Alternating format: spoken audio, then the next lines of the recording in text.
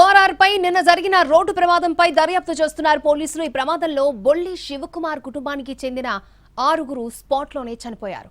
Dead బాడీలకు ఉస్మానియాలో postmortem నిర్వహించనున్నారు.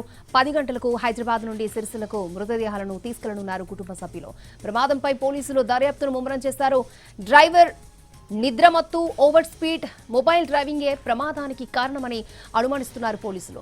నిన్న ఉదయం యాదాద్రి స్వర్ణగిరిలో దర్శనానికి వెళ్లి తిరిగి వస్తూ ఉండగా ఓఆర్ఆర్ వద్ద సాయంత్రం 4 గంటలకు ఈ ప్రమాదం జరిగింది.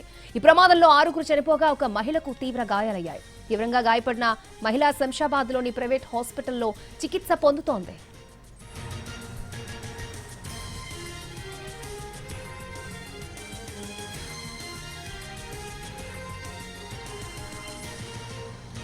ఓఆర్ఆర్ పై నిన్న జరిగిన రోడ్డు ప్రమాదంపై దర్యాప్తు చేస్తున్నారు పోలీసులు. ఈ ప్రమాదంలో బొల్లి శివకుమార్ కుటుంబానికి చెందిన 6 చనిపోయారు. డెడ్ బాడీలకు ఉస్మానియాలో పోస్ట్ మార్టం నిర్వహించనున్నారు.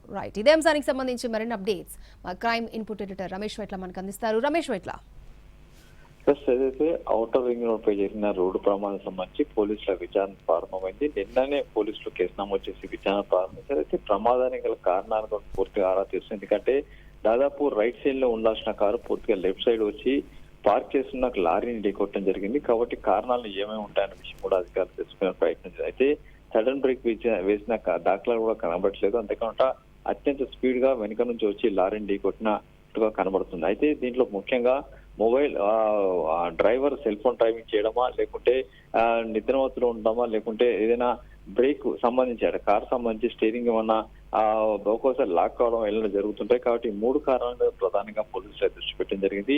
ముఖ్యంగా చూస్తే ఓవర్ స్పీడ్ తో పాటు ఆ మొబైల్ డ్రైవింగ్ చేస్తున్న సమయంలో ఒకసారి కారు లెఫ్ట్ పోవడం వల్ల కారు అయితే లారీ ఢీకొట్టే ప్రమాదం అయితే కనబడుతుంది. దీంతో పాటుగా నిద్రమత్తు కూడా ఉండే అవకాశం ఉంది.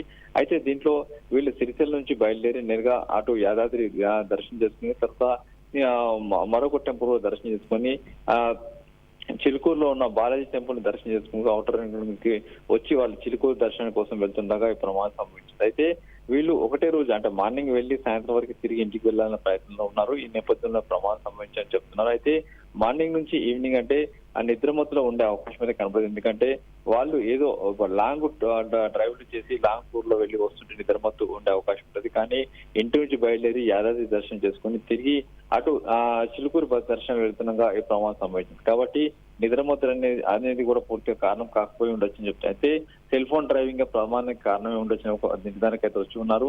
ఇప్పుడు దీనికి సంబంధించి మొత్తం కారణాలు కూడా వెతికే ప్రయత్నం చేస్తున్నారు. ఇప్పటికైతే ఎవరైతే ప్రమాదంలో తీవ్ర గాయాల పాలై ఆసుపత్రిలో చికిత్స పొందుతున్నామని ప్రశ్నిస్తే పూర్తి వివరాలు వెళ్లే అవకాశం ఉందని చెప్పి అధికారులు భావిస్తుంది. ఇప్పటికైతే దీనికి సంబంధించి పూర్తి స్థాయిలో దర్యాప్తు అన్ని కోణాల్లో విచారణ చేస్తున్నామని చెప్పి కూడా అధికారులు చెప్తున్నారు. ఓకే రమేష్.